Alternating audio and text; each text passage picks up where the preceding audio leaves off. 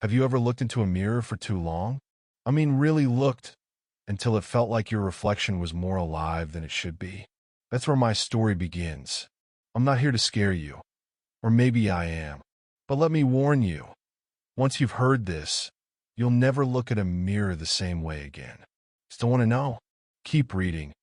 And if you like stories like this, don't forget to subscribe.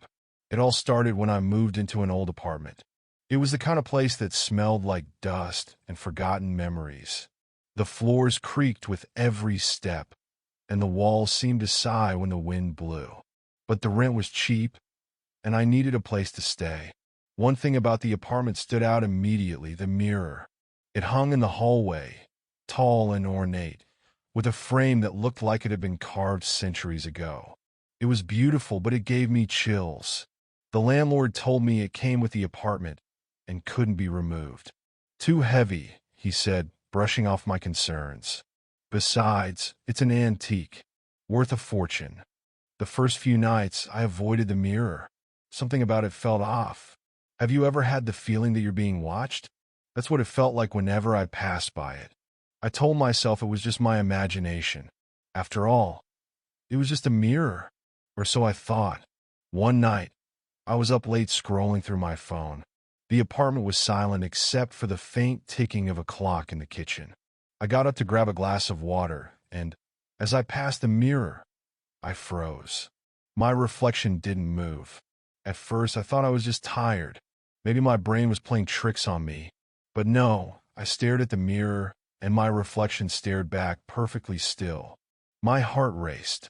I waved my hand, and then it moved, but there was a delay, a fraction of a second too late.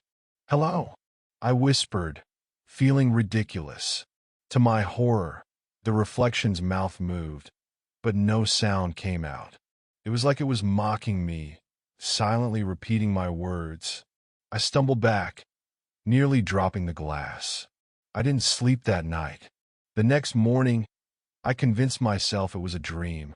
Sleep deprivation can do weird things to your mind, right? But deep down, I wasn't so sure. Every time I passed the mirror after that, I couldn't help but glance at it, half expecting my reflection to do something strange again. For a while, it didn't. Days turned into weeks, and I almost forgot about that night. Until it whispered my name. It was late again. Isn't it always late when creepy things happen? The clock had just struck 3 a.m., the witching hour, they call it. I was brushing my teeth, the bathroom door open, when I heard it, soft like a breath against my ear. "Lila." My toothbrush fell into the sink.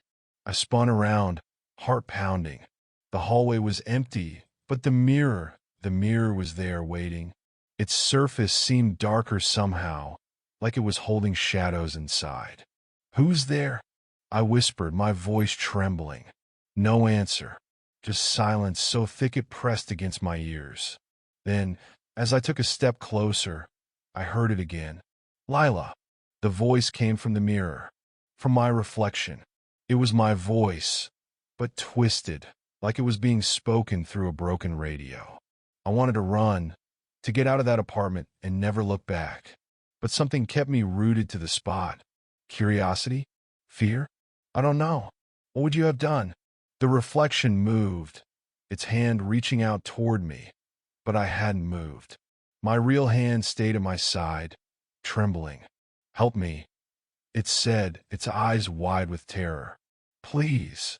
I screamed and ran to my bedroom, slamming the door behind me. For the rest of the night, I sat on my bed, clutching my phone like it was a lifeline. I wanted to call someone, but who would believe me? The next day, I tried to convince myself it wasn't real. Maybe I was losing my mind. Stress, lack of sleep, maybe even carbon monoxide poisoning. I Googled every possible explanation, but none of them felt right. That evening, I decided to cover the mirror. I grabbed an old sheet and draped it over the frame, making sure no part of the glass was visible. For the first time in weeks, I felt a sense of relief. Out of sight, out of mind, right? But that night, the whispers came back. This time, they weren't just saying my name. They were begging. "Don't leave me. Why won't you help me? Please, Lila. I covered my ears with my pillow, but the voice wasn't coming from outside. It was in my head. I couldn't take it anymore. I threw off the covers and marched to the hallway. The sheet was still over the mirror, but the whispers grew louder as I got closer. My hand shook as I pulled the sheet away. The reflection was smiling, but it wasn't my smile. It was too wide, too sharp. What do you want? I asked, my voice barely above a whisper. The reflection tilted its head, studying me like I was the one trapped behind the glass. I want to trade places, it said, grinning wider. I stumbled back, shaking my head. No, no way. Its smile faded, replaced by an expression of pure hatred. You don't have a choice. The lights flickered, and suddenly, the room felt cold. My breath came out in white puffs. The reflection pressed its hands against the glass, and cracks spiderwebbed across the surface. I screamed as the mirror shattered, shards flying everywhere.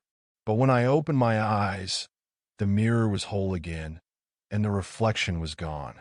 I don't know how to explain what happened next. All I know is that when I looked into the mirror, it wasn't my face staring back.